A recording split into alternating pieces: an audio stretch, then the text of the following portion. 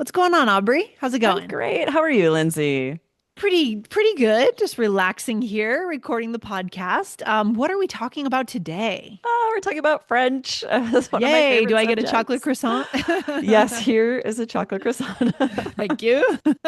This is going to be fun. In a recent episode, we were talking, a listener used the word quotidien, which means daily, in their hmm question, and that inspired an episode with French words. We have done episodes about words adopted from French into English before. Stay to Yeah. the end, and we'll share details of how you can find those. Yeah, and speaking of French, Aubrey, you recently made a guest appearance on what was the name of that Yes, show you I'm were on? polyglot. Lionel Yes. interviewed me on I'm polyglot. So yes, if you speak French, go check that out. If you want to, criticize my friend. No, I feel like I did well. I was proud. It was a little Yeah. nerve-wracking, but yeah, it Yeah, was very very fun. inspiring to hear another language from one of our English teachers here. Love it. So good. So guys, Yes, go go check it out. and thank you to Lionel for having Aubrey on the show. Really good. All right. Aubrey, get us started here. Where should we start? Okay, this is actually perfect because when on that podcast, I was talking about anglicisms in French. So, Mm-hmm. words that are being adopted into French. And today we're talking about the same thing, but in English, The right? These opposite. Yeah. French words that we adopt into English. So, the first one Yes. we're going to talk about is comme ci, comme ça, which Mm-hmm. means like so so. It's used to Yeah. respond if someone asks how you are and you just want to say like so so, we'll use Yeah. this French response. Yeah. This is one of the first French words I learned in school, and I always thought it was really fun, you know? It is fun. And it's nice because some words that we adopt from French are difficult to pronounce Yeah. for English speakers. This one's not. We get this Yeah. one right pretty easily. For sure. Comme ci, comme ça. Love it. Here we go. So, how are you doing? I haven't seen you in ages. Oh, comme ci, comme ça. Nice. So yeah, I'm Here's just a saying question. like, am I right? Yeah. Here's a question to start off the episode. Do you think it's more common that people that, let's say, native English speakers that speak some French or are fluent in French are more likely to use these, or do you think this is everyone in I or think it's everyone. okay. So I'm fluent in French and I don't think I use these more Yeah. often than the average person. I Okay. don't really think to throw them in and I'm Yeah. not intentionally using French. I don't want to come off as a snob, but I do hear Right. people use like all of the words we've Yeah. covered in past episodes, right? En hmm route, cul-de-sac, croissant, all Oh, these definitely. words. They're just adopted into English. A lot of people use them and don't even realize they're using a French word. hmm Yeah, that's true too. That Yeah. definitely happens. Especially this next one. I mean, this is a really common term in economics, historical economics Yes. theory, right? So laissez, how do Mm. we say this properly in French? So in French, laissez faire, but Okay. we'll sort of just say it with an English accent. We'll just say laissez faire. Okay. It sounds so much less beautiful, It's right? true. And the poor French speakers, their ears are probably bleeding when they hear us say these. But this happens. It's the same thing with Anglicisms in French. We often will just say the word, but in our accent, right? Yeah, yeah. And this is, we talk about the most common thing you're going to hear is the laissez-faire economics approach, right? This Hmm. hands-off approach where they encourage little or no interference by government or management and leadership. So the idea of letting like the free market run on its own, Exactly. right? Exactly. Laissez-faire policy, hmm laissez-faire leadership, or a Yeah, laissez-faire approach, right? right. Some businesses will sort hmm of run this way. Yeah, kind of like a Reagan approach sort of thing. Right. Anything else we want to say about this, Yeah, we could Aubrey? just give a couple examples, right? The Yeah. company's laissez-faire management style gives employees the freedom to manage their own schedules and projects. Yeah, or some economists argue that a laissez-faire economy encourages innovation by reducing government regulation. Yeah, for sure. Yeah, so it's interesting. You might hear this on the news or on a podcast, right? hmm And it's interesting. Some every now and then you'll hear it just in regular conversation to mean sort of Mm. like live and let live.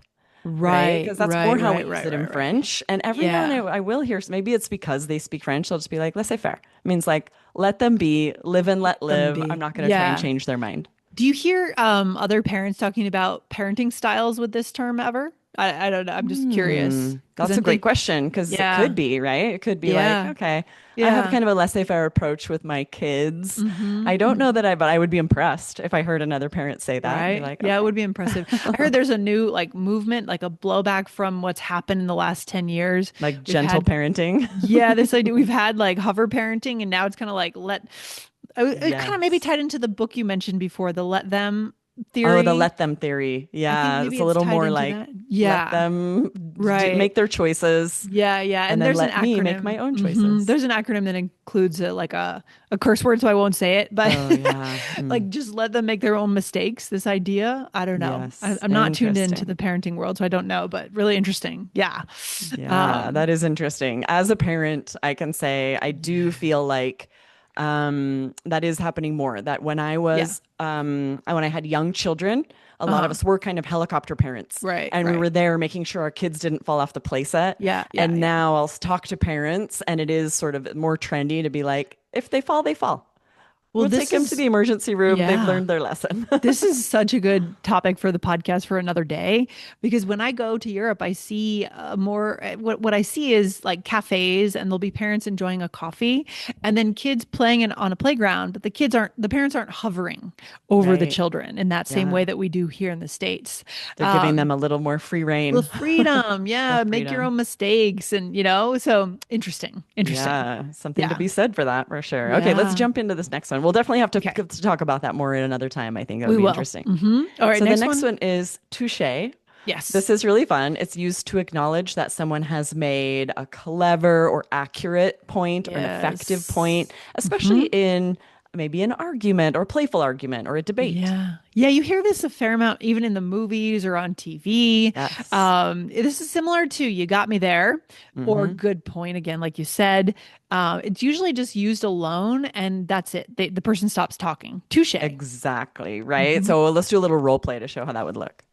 All right, you're criticizing my cooking, but you burned dinner last night. Touche. I mean, what else? What Exactly. can you say, What else? right? That's What? the perfect Yeah. response, right? And we don't have, you could say, okay, you got me, or good point, but touche is even Good better. point is so boring compared to It's touche. so I boring. I mean, agree. if you want to be cool, we got to say touche. I love it. So, guys, hit the follow button, by the way. Make sure you follow the show so you don't miss. Like, we've just come up with a couple of great episode ideas for the year. So, hit follow so you don't miss these episode ideas. Okay. Yes. And our Good. last one we actually covered recently, right here on the podcast. It's en route, which means to Mm-hmm. be on the way somewhere.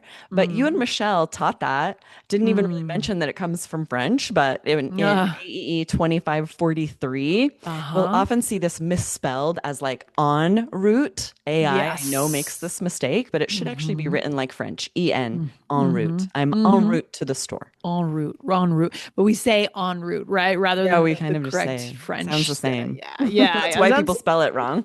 the same or very close, right? Yeah, love it. Yes. Okay, Aubrey. So here in this role play, we're college friends. All right, All right. You want to here we start go. us?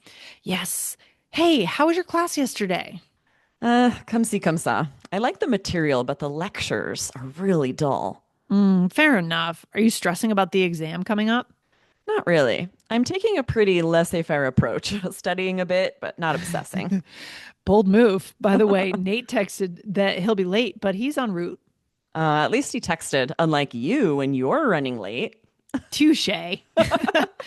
Yeah, it is a bold move to take a laissez-faire approach on preparing for an exam. That's for sure. I definitely had like college roommates that were like that though. They Oh, kind of me didn't care too. about their GPA as long as they passed, they were happy.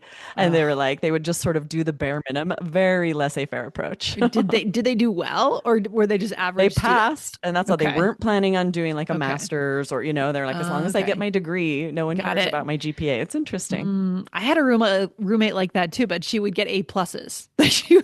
And it drove me crazy. I was I like, don't know what how is people, she going probably had on like a with you? photographic memory. Did, yeah. Yeah, I think I've Amazing. talked about her before. Anyways, all right. So first one we used here in the role play is I asked you how your class was, and you said, comme si, comme ça, right? Just okay.